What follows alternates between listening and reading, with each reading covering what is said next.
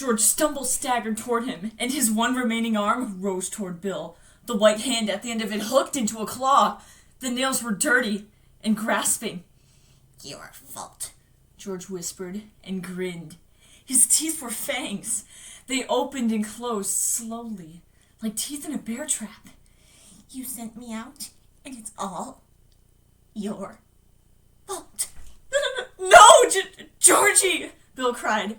"I didn't know. I'll kill you!" George cried. Everyone is their own worst critic, especially when we perceive ourselves to be at fault for something horrible. In Stephen King's novel It, Bill Denbrough blames himself for the death of his brother in their youth. Upon his return to his hometown of Derry, Maine, Bill encounters It, who uses his childhood trauma as a way to exploit Bill and his friends.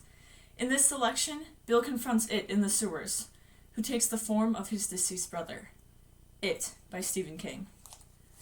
Bill held the match up and uttered a long, trembling, despairing screech. It was George, wavering up the tunnel toward him. George, still dressed in his blood-splattered yellow rain slicker, one sleeve limp and useless. George's eyes were shiny silver. They fixed on Bill's own. "My boat!" George's lost voice rose, wavering in the tunnel. "I can't find it, Bill. I've looked everywhere, and I can't find it. And now I'm dead, and it's all your fault. Your fault! Your fault! Georgie!" Bill shrieked. He felt his mind tottering, ripping free of its moorings. Yellow pus began to leak from George's eyes and dribble down his face. And the match went out! Bill felt his friends disappear. They were running. Of course they were. They were cutting him off, as his parents had cut him off. Because George was right. It was all his fault. He'd spent his whole adult life writing about the horror of that betrayal. Oh, he'd put many faces on it. Almost as many faces as It had put on for their benefit. But the monster at the bottom of everything was only George, running out into the receding flood with his paraffin-coated paper boat. Now would come the atonement. "You deserve to die for killing me," George whispered. He was very close now. Bill closed his eyes. Then yellow light splashed the tunnel and he opened them. Richie was holding up a match. "Fight it, Bill!" Richie shouted. "God's sakes, fight it!" He looked at them, bewildered. They hadn't run after all? But how could that be? How could that be after they'd seen how foully he had murdered his own brother? "Fight it, Bill!" Beverly was screaming. "Oh, Bill, fight it! Only you can do this one! Please!" George was less than 5 feet away now. He suddenly stuck his tongue out at Bill.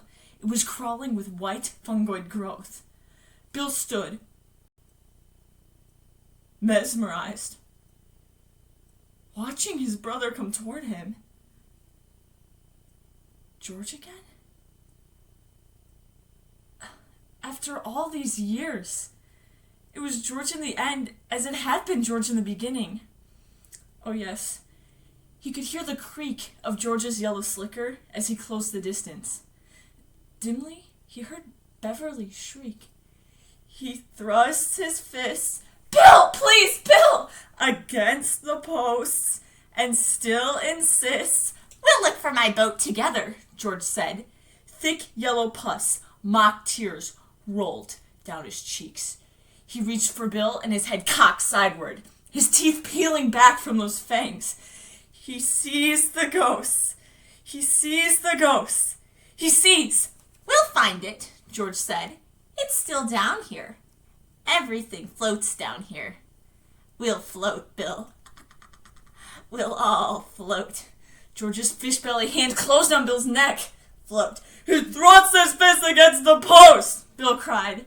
His voice was deeper, hardly his own at all, and in a searing flash of memory, Richie remembered that Bill only stuttered in his own voice. When he pretended to be someone else, he never did. The George thing recoiled, hissing, its hand going to its face in a warding-off gesture. "That's it!" Richie screamed deliriously. "You got it, Bill! Get it! He thrusts his fist against the post and still insists he sees the ghost!" Bill thought. thundered. He advanced to the George thing. "You're no ghost! George knows I didn't mean for him to die."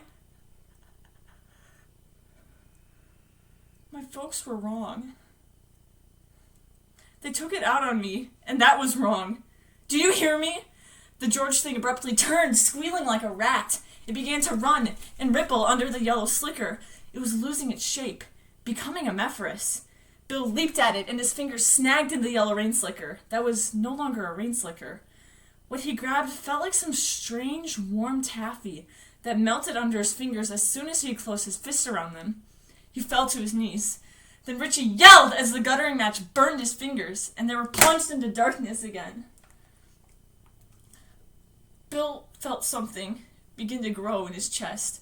Something hot and choking, and as painful as fiery nettles. He gripped his knees and drew them up to his chin, hoping it would stop the pain. He was dimly thankful for the dark, glad the others couldn't see this agony. He heard a sound escape him.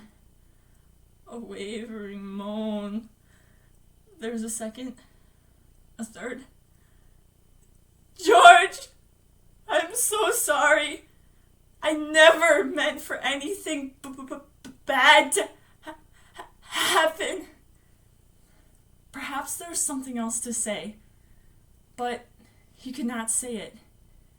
He was sobbing then, remembering the boat, remembering the steady beat of rain outside his bedroom windows, the faint ache of fever in his head and his body, remembering George.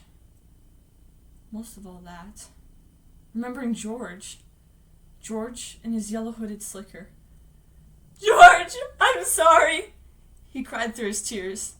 And then they were around him, his friends, and no one lit a match. They were with him, and for that little while, the darkness was kind.